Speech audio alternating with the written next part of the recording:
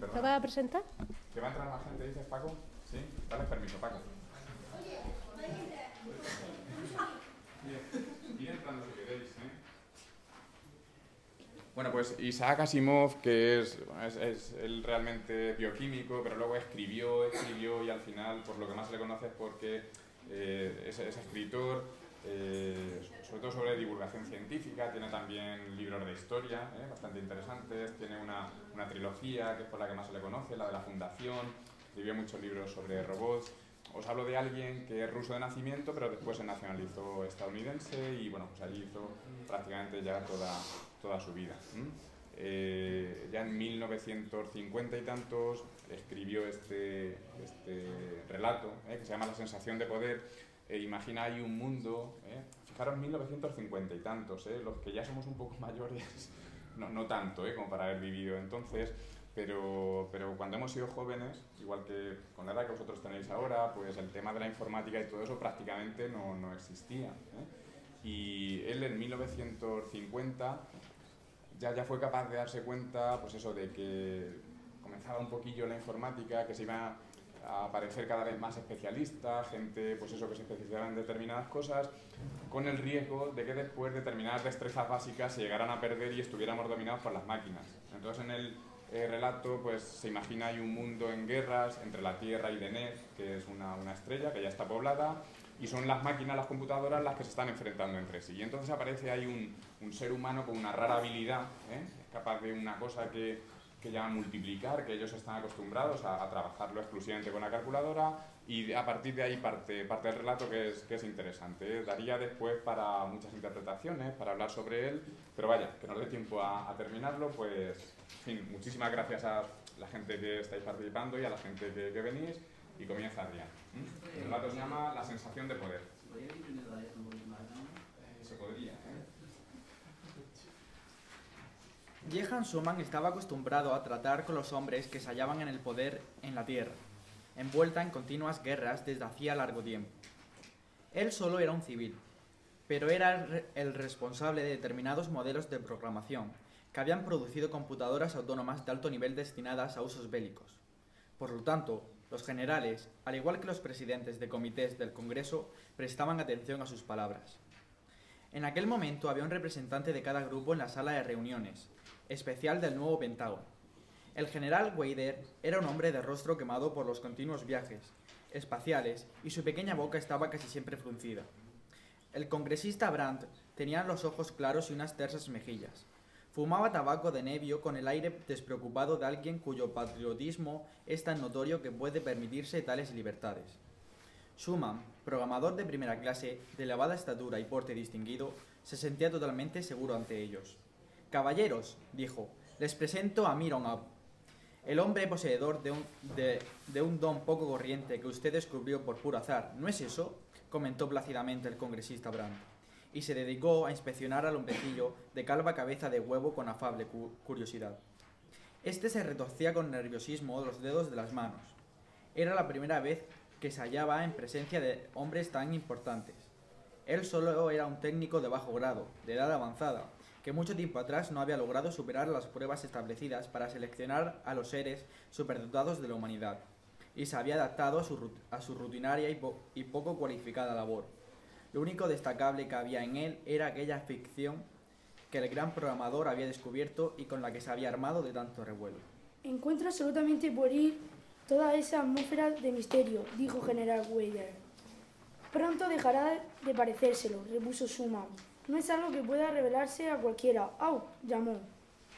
Había algo autoritario en su modo de pronunciar aquel monosílabo, pero al fin y al cabo se trataba de un gran programador dirigiéndose a un simple técnico. «¡Au!», repitió. «¿Cuánto es 9 por 7? Au dudó un momento. En sus acuosos ojos brilló una débil ansiedad. «63», repuso. Brandt encarcó las cejas.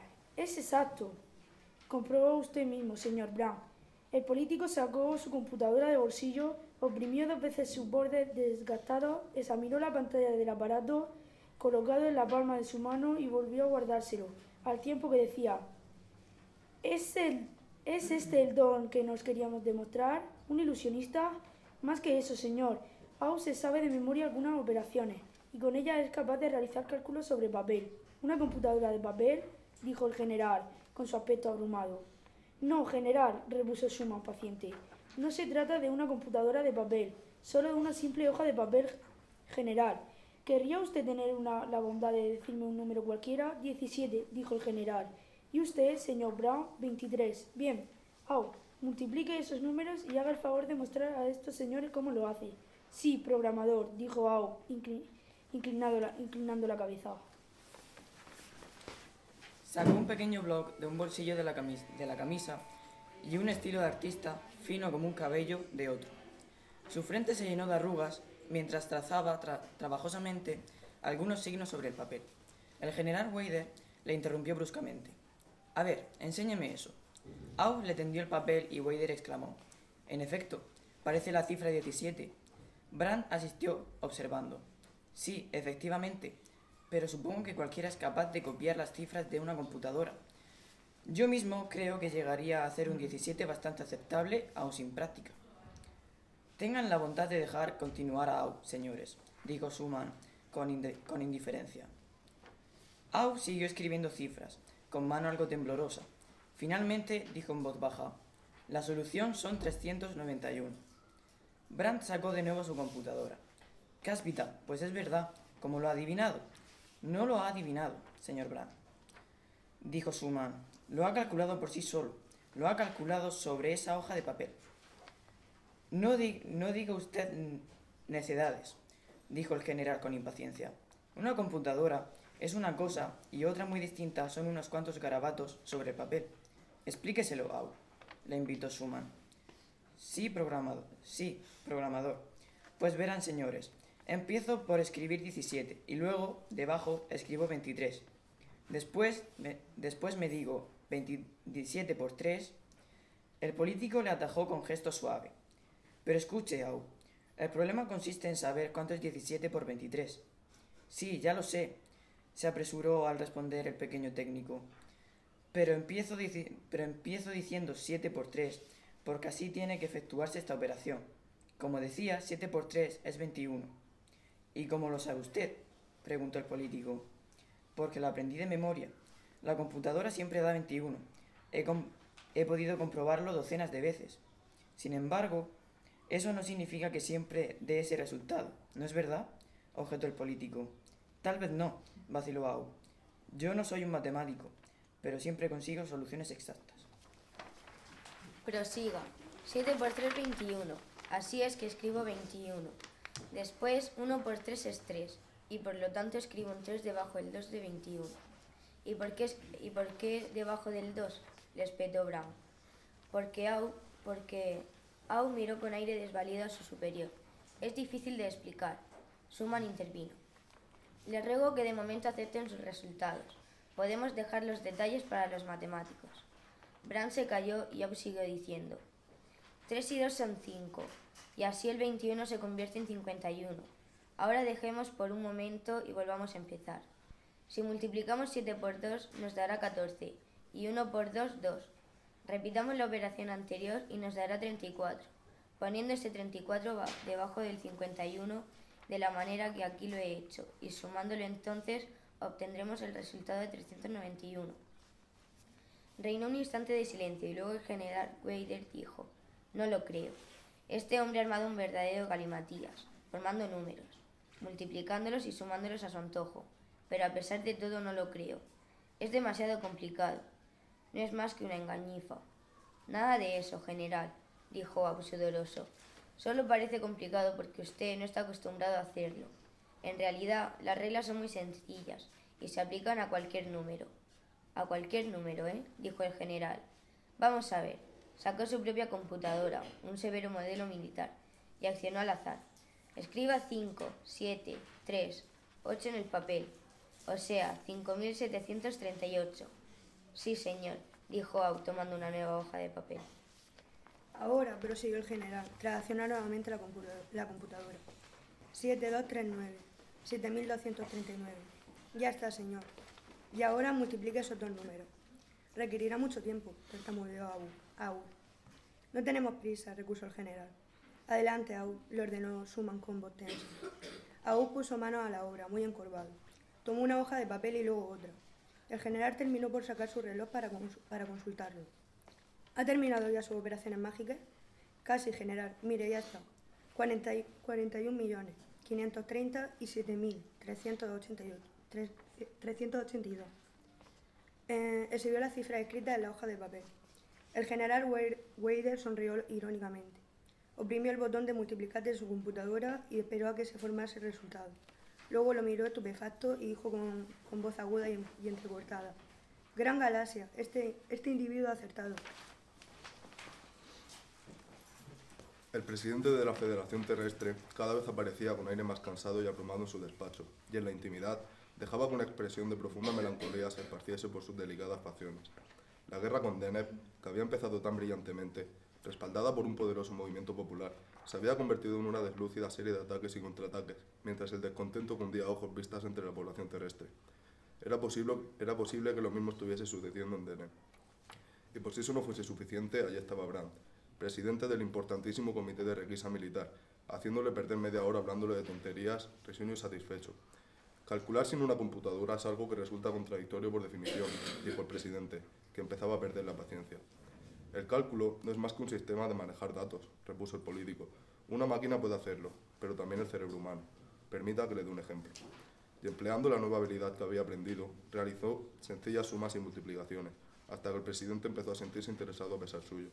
No falla nunca, nunca, señor presidente. Es un método absolutamente seguro, y es difícil de aprender. Yo tardé una semana en dominarlo. Creo que usted lo conseguiría antes. Desde luego, admitió el presidente. Reconozco que se trata de un interesante juego de salón, pero no le veo mayor utilidad. ¿Cuál es la utilidad de un niño recién nacido, señor presidente? De momento no sirve para nada, pero ¿no ve usted que está señalando el camino que conduce a la liberación de la esclavitud impuesta por las máquinas? Tenga usted en cuenta, señor presidente, dijo levantándose el congresista mientras su voz de barítono adquiría automáticamente un tono elocuente y ordinario, que la guerra con Deneb es una guerra de computadoras que luchan entre sí. Las computadoras del enemigo crean una cortina impenetrable de proyectiles que hacen estallar a los nuestros y nosotros hacemos lo propio. Cuando nosotros creamos una computadora más perfeccionada, ellos no tardan en hacerlo también. Así, se ha mantenido durante 5 años un precario equilibrio que no ha beneficiado a ninguno de los dos bandos en la lucha. Pero ahora tenemos en nuestras manos un medio para ultrapasar la computadora saltando sobre ella, dejándola atrás. Combinaremos la mecánica del cálculo con el pensamiento humano. Tendremos el equivalente a unas computadoras inteligentes, a billones. No puedo decirle en detalle cuáles serán las consecuencias de esto, pero le aseguro que serán incalculables. El presidente dijo turbado: ¿Y qué quiere usted que haga? Apoye con todo el poder de la administración un proyecto secreto para desarrollar el cálculo humano. Llámelo Proyecto Número. Si le parece, yo puedo responder de mi comité, pero necesitaré contar también con el apoyo del gobierno. Pero, ¿hasta dónde puede llegar el cálculo humano? No hay límites, según el programa Schumann, que fue quien me comunicó este descubrimiento. Conozco a Schumann, desde luego. Sí, pues bien, el doctor Schumann me asegura que en teoría no hay nada que pueda hacer la computadora que no pueda hacerlo también la mente humana. La computadora se limpia a barajar un número finito de datos para realizar un número también finito de operaciones con ellos. El cerebro humano puede duplicar ese proceso. El presidente reflexionó antes de decir: si es Schumann quien lo afirma, en principio me siento inclinado a creerle, al menos en teoría. Pero en la práctica, ¿cómo puede saber alguien cómo funciona una computadora? Brandt rió con tono indulgente. Sepa usted, señor presidente, que yo también hice la misma pregunta. Parece ser que hubo un tiempo en que las computadoras fueron construidas directamente por seres humanos. Se trataba de computadoras sencillas, pero eso, naturalmente, ocurrió mucho antes de que se hiciese un uso racional de las computadoras para diseñar otras más perfeccionadas. Sí, prosiga. Al parecer, el técnico Au se dedicaba por afición a reconstruir algunos de estos antiguos aparatos, y al hacerlo estudió los detalles de su funcionamiento y descubrió que era capaz de imitarlo. La multiplicación que acabo de efectuar para usted es una simple imitación del funcionamiento de una computadora. ¡Asombroso! El político carraspeó cortésmente.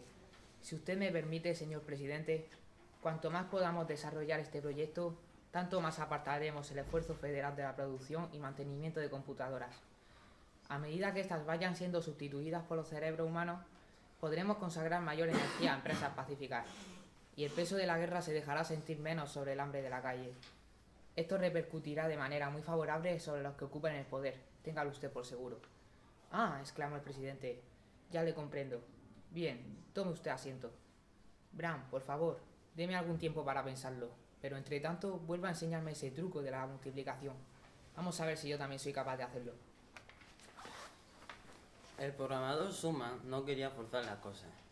Loser era un hombre muy conservador, excesivamente conservador, y estaba muy encariñado con la computadora, como lo había estado su padre y su abuelo.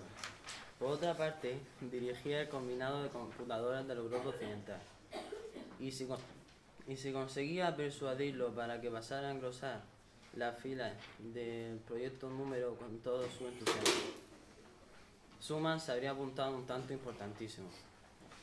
Pero Loser se hacía el remolón diciendo: no creo que me guste esa idea de quitar importancia a las computadoras. La mente humana es algo caprichoso y arbitrario. La computadora dará la misma solución al mismo problema millares de veces. ¿Qué garantía tenemos en que el cerebro humano haga lo mismo? El cerebro humano, calculador, Loser, solo maneja hechos. Importa poco que sea el cerebro humano o una máquina quien lo haga. En ese caso, no son más que herramientas. Sí, ya he visto su ingeniosa demostración, según la cual el cerebro puede imitar a la computadora, pero me parece un poco endeble. Le concedo que en teoría tiene usted razón, pero nada nos permite suponer que de la teoría podamos pasar a la práctica. Por el contrario, creo que tenemos motivos fundados para suponerlo, señor. Sí, si bien se mira, las computadoras no han existido siempre. Los hombres de las cavernas, con sus trirremes, hachas de piedra y ferrocarriles, no tenían computadores. Y lo más probable es que no calculasen. Usted sabe que calculaban.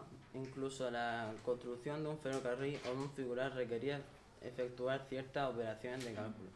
Y esos hombres primitivos debieron realizarlas sin disponer de las computadoras actuales.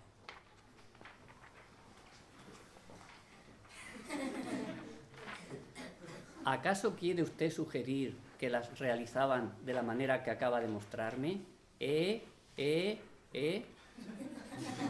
Probablemente no. Después de todo, este método, al que llamaremos grafítico, de la antigua palabra europea grafos, que significaba escribir, ha sido tomado directamente de las propias computadoras, lo cual hace imposible que sea anterior a ellas. Sin embargo, los hombres de las cavernas debieron poseer algún sistema, ¿no cree usted? Por Dios, no me hable usted ahora de las artes perdidas. No, yo no soy un entusiasta de las artes perdidas, aunque no niego su existencia. No olvidemos que el hombre se alimentaba de trigo antes de comer productos hidropónicos, y que si los primitivos comían trigo es porque lo plantaban en la tierra. ¿Qué otra cosa podrían haber hecho? No lo sé, pero creeré en los cultivos realizados en la tierra cuando alguien consiga hacer crecer una semilla en el suelo. Y cuando alguien me demuestre que es posible hacer fuego frotando 2 pedernales, también creeré en el fuego hecho con pedernales. Schumann se mostró conciliador. Bien, dejemos eso y volvamos a la grafítica. La grafítica, forma parte del proceso de eterealización. Entre paréntesis, eterealización significa el proceso de convertirse en éter. Las cosas se hacen menos densas y más livianas hasta que desaparecen. Cerramos paréntesis. El transporte mediante aparatos voluminosos va dando paso a la transferencia directa de masas, como en Star Trek. Los aparatos de comunicaciones cada vez se hacen menos voluminosos y más eficaces. Por ejemplo, compare usted su computadora de bolsillo con las enormes máquinas de hace 1000 años. ¿Qué impide, pues, que el último paso consista en la eliminación completa de las computadoras? Vamos, señor, le invito a unirse a nuestro proyecto Número, que actualmente ya está en marcha y realizando notables progresos. Pero necesitamos su valiosa ayuda. Si el patriotismo no es bastante, considere usted la posibilidad de una aventura intelectual. Te toca. Pero el OESE seguía mostrándose escéptico. Notables progresos, ¿pueden hacer algo más allá de la multiplicación? ¿Son capaces de integrar una función trascendental? Todo llegará, señor, todo llegará. Durante el mes pasado aprendí a dividir. Puedo determinar correctamente cocientes integrales y cocientes decimales. ¿Cocientes decimales? ¿Hasta cuántos decimales? El programador Schumann trató de conservar su tono indiferente. Los decimales que quiera. Loeser se quedó boquiabierto. Sin computadora, póngame un problema. Divida 27 por 13, hasta 6 decimales. 5 minutos después, Schumann dijo 2,076923. Loeser comprobó la operación. Desde luego es sorprendente. La multiplicación no me impresionó mucho, teniendo en cuenta que se realizaba con números enteros, y pensé que con algún hábil truco se podría conseguir, pero con decimales... Y esto aún no es todo. Se ha realizado un nuevo descubrimiento, que hasta ahora se mantiene con el más riguroso secreto, y que a decir verdad yo no debería mencionar ni siquiera a usted, pero hemos empezado a sacar raíces cuadradas. ¿Raíces cuadradas? Presenta algunos aspectos muy difíciles y aún no hemos llegado a resolverlos del todo, pero el técnico Au, el genial inventor de esta ciencia y que posee una sorprendente intuición, asegura que casi ha resuelto del todo el problema. Y no es más que un técnico, pese a todo su genio. Imagínese lo que haría un hombre como usted, un matemático de gran talento. Ninguna dificultad sería insolayable. Vaya, raíces cuadradas, murmuraba Loeser contristado a pesar suyo. Y después vendrán las raíces cúbicas. Bien, ¿podemos contar con usted? De pronto, Loeser le tendió la mano. Cuenten conmigo. El general Weider se paseaba de un lado a otro en el fondo de la sala, dirigiéndose a sus oyentes, como haría un profesional encoralizado a un grupo de alumnos recalcientes. Al general no le importaba en absoluto que los reunidos fuesen los sabios civiles que dirigían el proyecto Número. El general era el jefe indiscutible y así se consideraba en todo momento. Con voz atronadora decía: «Las raíces cuadradas me parecen estupendas. Yo no sé hacerlas ni comprendo cómo se hacen, pero eso no impide que las encuentre estupendas. Sin embargo, no permitiré que el proyecto se desvíe hacia lo que algunos de ustedes llaman los fundamentos. Ya tendrán tiempo de jugar con la grafítica todo el tiempo que les dé la gana una vez terminada la guerra. Pero ahora tenemos problemas concretos y de orden muy práctico que resolver». En un extremo alejado de la sala, el técnico Au escuchaba atentamente. Ya no era un técnico, desde luego, pues había sido revelado de sus deberes y destinado al proyecto con un técnico altisonante y una hermosa paga. Pero las diferencias no se les subsistían, y las grandes eminencias científicas jamás querrían considerarlo como un igual ni admitirlo en sus filas. Ni por otra parte, Au lo deseaba, justo reconocerlo. Se sentía tan incómodo entre ellos como ellos con él. El general estaba diciendo en aquel momento: nuestro objetivo es muy sencillo, caballero. La sustitución de la computadora. Una nave que pueda navegar por el espacio sin computadora a bordo puede construirse en una quinta parte del tiempo invertido de la construcción de una nave provista de computadora, y a un costo 10 veces más bajo que esta. Podríamos construir flotas 10 veces más poderosas que las de Deneb, si pudiésemos eliminar la computadora. Y vislumbro algo más, después de esto. Puede parecer fantástico ahora, un simple sueño, pero en el futuro veo el misil tripulado por un piloto humano.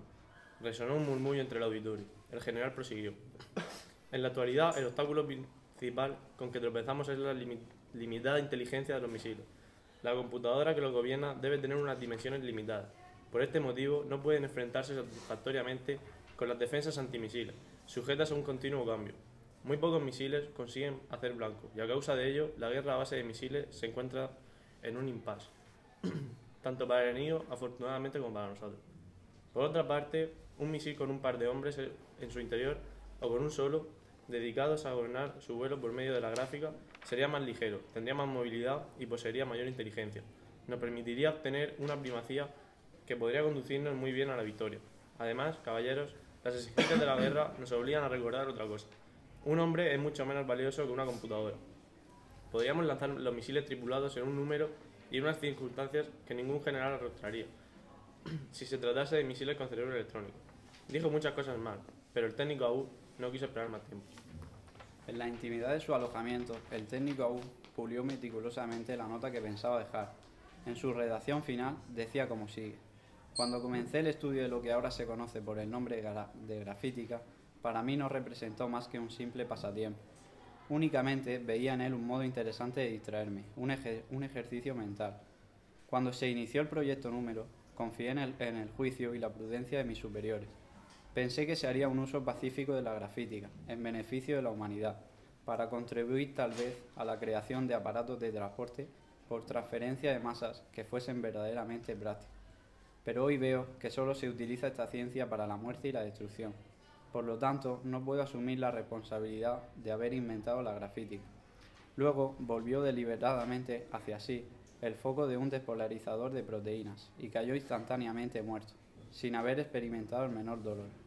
Todos rodeaban la tumba del pequeño técnico, rindiendo tributo a su grandioso descubrimiento. El programador Schumann mantenía la cabeza inclinada, como el resto de los presentes, pero no experimentaba la menor emoción. El técnico había cumplido su parte y ya no era necesario. Era el creador de la grafítica, pero a la sazón la ciencia seguiría avanzando por sí sola con paso arrollador, triunfalmente, hasta hacer posibles los misiles pilotados, y Dios sabía qué más. 9 por 7 son 63, se dijo Schumann, con honda satisfacción, y maldita la falta que me hace una computadora para saberlo. Tengo una computadora en la cabeza, y era sorprendentemente la sensación de poder que eso le producía.